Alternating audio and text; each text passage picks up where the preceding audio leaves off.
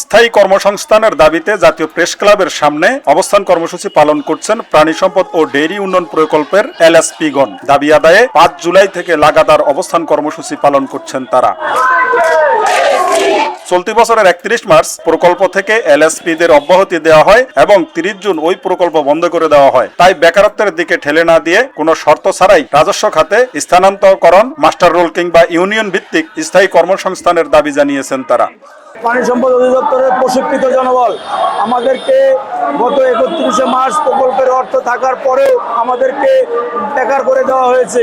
আমরা স্থায়ী কর্মসংস্থানের দাবিতে ১৭ দিন যাবৎ আমরা জাতীয় প্রেস ক্লাবের সামনে অবস্থান করতেছি, কিন্তু সরকারের তরফ থেকে এখন অবধি পর্যন্ত আমাদেরকে কোনো আশ্বাস বা কোনো মৌখিক বা লিখিত কোনো কিছু এখনো পর্যন্ত দেওয়া হয় নাই।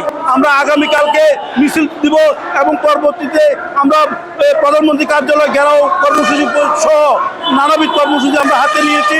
ইনশাল্লাহ আমরা এখানে যতদিন পর্যন্ত আমাদের দাবি মানা না হবে ততদিন পর্যন্ত আমরা রাজপথে থাকবো।